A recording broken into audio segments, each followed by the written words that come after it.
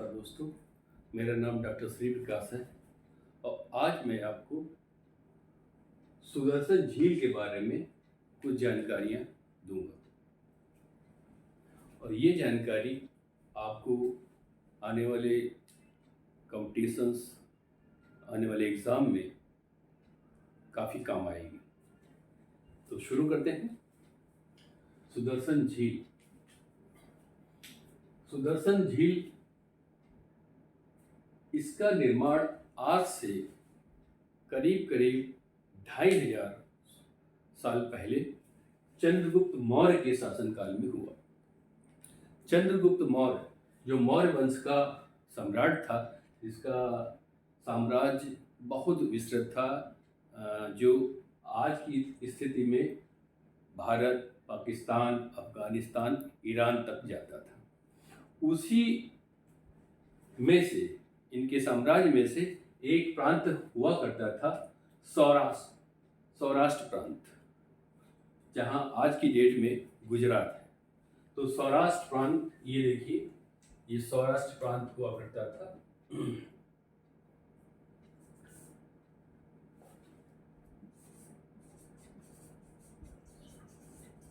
सौराष्ट्र प्रांत, इस प्रांत में चंद्रगुप्त के समय पर उनका राष्ट्रीय नियुक्त था पुष्यगुप्त वैश्य। राष्ट्रीय का मतलब यहाँ पे है गवर्नर, जिसे हमने आज की डेट में गवर्नर जानते हैं, वो उस समय राष्ट्रीय के रूप में जाना जाता था। इस पुष्यगुप्त वैश्य ने उस क्षेत्र में, आप इसको देख सकते हैं, ये क्षेत्र है। इस क्षेत्र में इस झील का निर्माण कराया। ये झील आप देखते हैं। आपकी सुविधा के लिए मैंने इस झील का पूरा स्केच यहाँ पे ड्रॉ करके रखा हुआ, ताकि आपको समझने में थोड़ी आसानी रहे। तो चंद्रगुप्त मौर्य के समय में उसके उसके गवर्नर पुष्यगुप्त वैश्य ने यहाँ पर एक झील का निर्माण किया।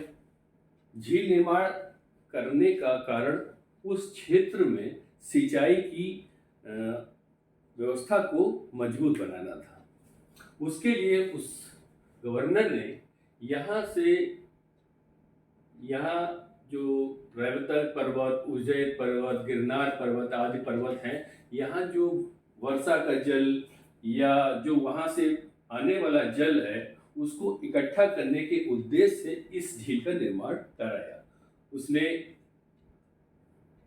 एक जो जल है उसको एक नदी के रूप में जो आता था, जो बाद में दो नदियों के रूप में विभक्त हो जाता था। ये नदियां थी पलासनी नदी, सुवर्ण सिक्ता नदी। इन्हीं नदियों का जल यहाँ पे एकत्र किया गया और उसको एक झील का रूप दिया गया। इस झील के निर्माण में उस समय मिट्टी और पत्थर का ही इस्तेमाल किया गया। उसके बाद आने वाले कुछ वर्षों में 273 ईसा पूर्व से 222 ईसा पूर्व तक सम्राट अशोक का राज्य काल आया। इसके शासन काल में वहां का गवर्नर यवन तुषास्प नाम का एक इंडो ग्रीक था। इंडो ग्रीक, ये उसमें वहां का गवर्नर हुआ करता था। तो सम्राट अशोक के निर्देश पर इस गवर्नर ने वहां पे इस झील में नहरें निकलवा दी, ताकि सिंचाई के लिए एक बड़े क्षेत्र तक इस झील का पानी वहां पर पहुंच सके। अंतर में यह बांध 2 बार टूटा। पहली बार जब टूटा, जब 150 ईस्वी में यहाँ पर महाक्षत्रप रुद्रदामन, जो शासक थे, उनके राज्यकाल में ये बांध टूटा। उस समय इस प्रांत का, सौराष्ट्र प्रांत का जो गवर्नर था, प्रांतपति था, वो सुविशाख नाम का पहलव हुआ करता था। तो महाक्षत्रप शासक रुद्रदामन ने अपने प्रांतपति को निर्देश किया इसके जीर्णोद्धार के लिए। इस समय के बारे में बताया जाता है कि इस बांध में गहरी दरारें आ गई थी, जिस वजह से ये बांध टूट गया और इसका सारा पानी बाहर चला गया, जिसकी वजह से ये झील सूख गई और वहाँ के किसानों को सिंचाई के लिए काफ़ी दिक्कतों का सामना करना पड़ा। तो इसके निर्देश पर, शासक के निर्देश पर, वहाँ पर इस झील का पुनर्निर्माण, इसका जीर्णोद्धार कराने के लिए सुविशाख को लगाया गया। सुविशाख ने वहाँ पर इसके लिए कोई अतिरिक्त कर भी नहीं लगाया और न ही बेगार ली गई जहाँ वहाँ की जनता से। बेगार का मतलब होता है कि काम कराने के बाद पैसा न देना, अर्थात बिना मजदूरी के ही किसी से काम कराना। वो एक दिन भी हो सकती है और 20 दिन भी हो सकती है।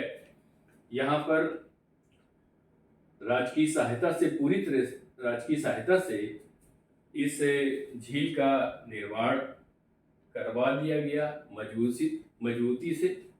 और पहले से जो अशोक के समय या चंद्रगुप्त के समय जो इस झील की स्थिति हुआ करती थी, उससे भी 3 गुना मजबूती से इस बांध और झील का जो है व्यवस्था कराई गई।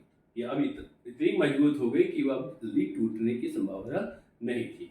फिर भी कुछ वर्षों बाद, लगभग 300 वर्षों बाद, गुप्त शासक स्कंदगुप्त के शासनकाल में ये झील और इसका बांध दोबारा टूट गया। उस समय इस क्षेत्र का प्रांतपति पर्णदत्त था। स्कंदगुप्त ने पर्णदत्त को आदेश किया और पर्णदत्त ने अपने पुत्र चक्रपालित को इस झील के निर्माण के लिए, इसके मरम्मत के लिए उसको लगाया और इसको पुनः उसी स्थिति में लाया। इसके बारे में कहा जाता है कि उस समय इस झील के पास एक विष्णु मंदिर भी हुआ करता था। एक बात जो कहना भूल गया वो है कि जब महाक्षत्रप रुद्रदामन ने इसके पुनर्निर्माण के लिए अपने प्रांतपति को नियुक्त किया था, तो उसी समय उसने यहाँ पर एक गिरनार पर्वत है, ये पर्वत है, एक शिलालेख भी अंकित कराया जो संस्कृत भाषा में लिखा गया है। ये लेख 20 श्लोकों के रूप में है, जिसे सन 1878 ईस्वी में श्यामलाल इंदु जी ने खोजा और इसका अध्ययन किया। यूं देखें कि ये संस्कृत में लिखा हुआ पहला शिलालेख है जो गिरनार पर्वत से पाया गया। इस शिलालेख में इस झील से संबंधित इसकी शुरुआत से लेके और महाक्षत्रप रुद्रदामन तक का वर्णन है कि किस उद्देश्य से इस झील का निर्माण किया गया, क्या क्या प्रॉब्लम्स आई हैं और उस समय राज्य की स्थिति क्या थी। इन सब सारी बातों का उल्लेख इस लेख में इस तरह आपने देखा कि सुदर्शन झील का चंद्रगुप्त मौर्य के समय से लेकर और गुप्त शासक स्कंदगुप्त के समय तक लगभग 700-750 साल का इतिहास रहा है।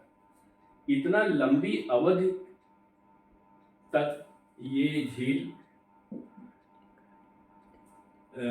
विद्यमान रही है और आज हम इसका अध्ययन करके चंद्रगुप्त मौर्य से लेकर इसके स्कंदगुप्त तक के समय का सिंचाई के प्रति शासकों की रुचि का अध्ययन और जानकारी प्राप्त करते हैं। तो देखिए ये दोस्तों कि ये जानकारी कैसी लगी आपको। आशा करता हूँ कि आपको ये जानकारी अच्छी लगी होगी और आने वाले एग्ज़ाम में आपको इससे सहायता मिलेगी। नमस्कार।